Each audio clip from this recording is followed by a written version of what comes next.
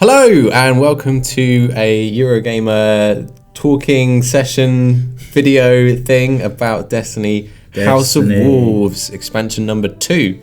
My name's Tom Phillips and with me today is Eurogamer news editor and resident Destiny fan Wesley Impel. Hello.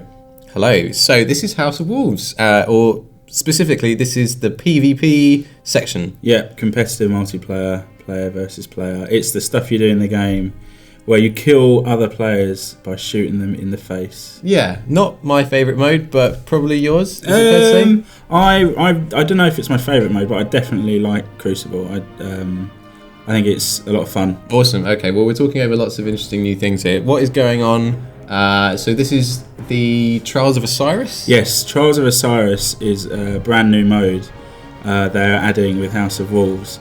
The idea, it's ultra hardcore, right? So compared to the other modes. Is it like Iron Banner a bit? So it's like Iron Banner in that power matters. So not in normal Crucible in Destiny, they sort of level out stats so that everyone's sort of got a fair chance. Yeah. In Iron Banner, power matters, and it's the same in this. So you'll want to be level 34, which is the new level cap, and you'll want to bring your best gear and your best armor. And because it's pretty intense, so it's a 3v3 elimination mode, essentially. It's called elimination, isn't it? The game mode is called that Trials of Osiris uses is called elimination, and you can revive your other teammates, but you can't revive yourself. You know how normal. Wow, wow, that's the first time I've seen that. That's because I wiped out the other enemy team. I got the Wrecking Ball award, and that doesn't actually happen in the game. I wish it did. If only. No, I'm glad it doesn't. Yeah. So the idea here is that you wipe the enemy team. It's 3v3, remember, so it's pretty intense.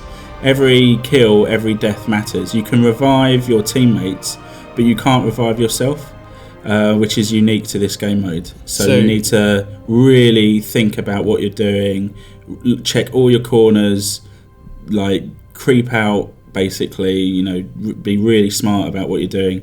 Try and not be terrible at and not be terrible. Yeah. It is hard, it's brutal. You need to concentrate a lot. It's pretty intense. So you won the round there. Yeah, we won the round there. So each trials match is the first to 5. So there's multiple rounds, obviously, and the first team to score 5 points wins the match.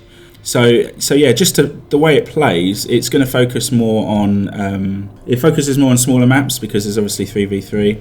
It's a weekly event like Iron Banner, but it's guaranteed every week. So the idea is that you'll play it over the weekend, although it resets on the Tuesday with a normal Destiny reset. So you've got a bit of time. What's really interesting about it is they've tried to create an actual end game for the PvP. You're going to play it each week and hopefully get really cool rewards. But the way that you do that is pretty cool. Look at that, double down. So we should say, by the way, all enemies down. This is you playing? Yeah, this is me playing with my character. I was able to play the mode with a cloned version of my character. Unfortunately, I wasn't able to carry over my progression. But these are the guns that you legitimately own? Yeah, this is all my stuff. So I'm using Hawkmoon there, a sniper rifle that I tend to use in the Crucible when it requires a sniper rifle. Why don't you use Gallahorn? I don't have Gallahorn. Do you not have Gallahorn? No, unfortunately not. Oh, I do. Well done. Yeah. RNGesus looked down favourably. Do you have Fatebringer? No, I don't have Fatebringer. Oh, you should probably play Sorry. Do you have Hawkmoon? I don't care about Hawkmoon. You might not have Hawkmoon. I've got snipers. It's fine. So what map are we playing on right now? This looks like Mercury. Yeah, this is Mercury. So this is a map that's been in the game since day one. I've never actually played. This is Burning Shrine, isn't it? Yeah, and it's a really cool map. So there, the team lost 5-1. It's quite a comprehensive defeat. That is a pretty comprehensive defeat. So this is where the end game stuff gets interesting. Once you have a scorecard, once you lose 3 matches, you have to return to the Reef, the social space. Which we can't show you. No, we're not allowed to show you that. But it has been shown, and you turn in your scorecard, and depending on the number of wins you've had, that will determine the quality of the rewards you get. And there's proper good gear to get, proper end game raid style gear to get. It's Trials of Osiris, so it's all sort of Egyptian themed, and it looks really cool. The idea is that people who like PvP will have an actual, genuinely viable alternative to the raids for actual, cool end game gear, and it should keep people occupied for a good few months, because it's on a sort of it's an event that happens every week. It's not something that you have to sort of wait for it, so it's going to be staggered, and the items on offer by the vendor in the reef, it's not like he's going to offer all of the full set. You'll have to wait, week to week for him to make it. You have to come back time and again. Yep. But if it's you get fun. them all, and if you get them all, you can go all the way to 34. This is proper end level gear. Yeah. But to be honest, you'd probably want to be 34 going into this anyway, because, like I said, power matters. So it's about getting the gear, which presumably has its own set of perks. Yep. Yeah. We don't know the perks associated with the Trials of Osiris gear, but I think it looks really cool. I think it's definitely up there with the best looking gear in the game. So we've moved on here to the 4 brand new maps. Oh, okay. That the House of Walls expansion is adding. We were able to test them all. It's 4 if you're on PlayStation, because they've obviously continued their exclusivity deal with Activision, Bungie, Sony. There are 4 new maps, but 1 is exclusive to PlayStation platforms. That will be available to everyone in the autumn. So when the exclusivity deal ends, along with the other stuff that was previously exclusive with Vanilla and Dark Below. This looks a lot like the Ishtar Sink Venus map in the game already. Yeah, so some of the new maps are set on environments we've seen before, and some of them aren't. This is a fallen hideout, Thieves' Den. Oh, we're moving on. We're moving on to Black Shield. Right, so this one's interesting. Black Shield is set on Phobos. Which is the first time that we've been there. Yes, it looks lovely. It's really close to the sun in terms of where it's positioned in the solar system. So you can. It's there's a lot of very bright parts of it. Phobos is a moon of Mars. Yeah, right? and you can see it in the it dominates the skyline. You can. It takes up a huge amount, because it's obviously so close to the planet.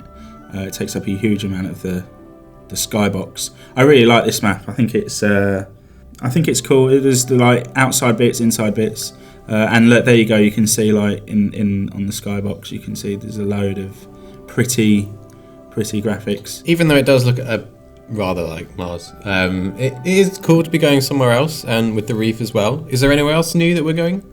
Yes, we'll get to that. We'll be showing. Spoilers. We'll be showing it. So all I'm doing here is playing Control, which is the bog standard Destiny PvP game type, where you capture control points and just focus on killing the other team. So Trials of Osiris is just elimination mode. Yes, and it's important to note that Trials of Osiris will stick with one map each week, so it's not a rotating map, because they really want, and there's no matchmaking, so you need to form your own fire team like a raid.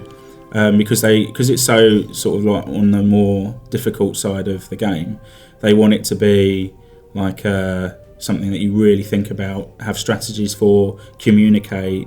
They're sticking with one map for it per week, so it'll be a different map each week, so that people really learn the map, work out where to be, sight lines, So they want Trials of Osiris to be people take it really seriously. But presumably finding 3 people is a lot easier than finding 6. 3 people is a lot easier, but then, PvP isn't for everyone in this game. I completely admit that. I think it's a lot of fun.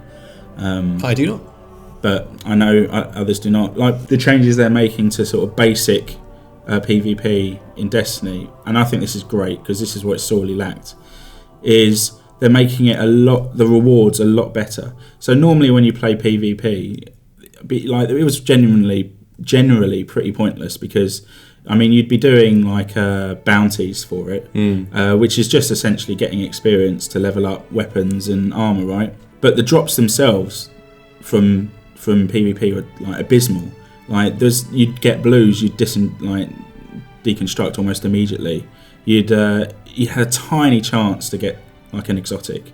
But someone who'd never played a Crucible before could come along and get an exotic on their first completely random. match. It's not tied to your performance, your success, nothing.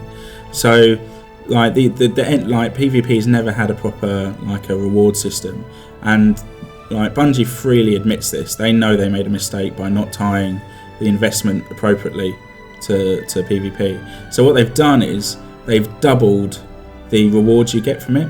So they've doubled the number of marks you get, they've doubled the number of engrams you get, they've doubled the reputation gain you get, and they've added 12 legendaries to the bog standard Crucible reward stream. So you'll start to see legendaries in there as well.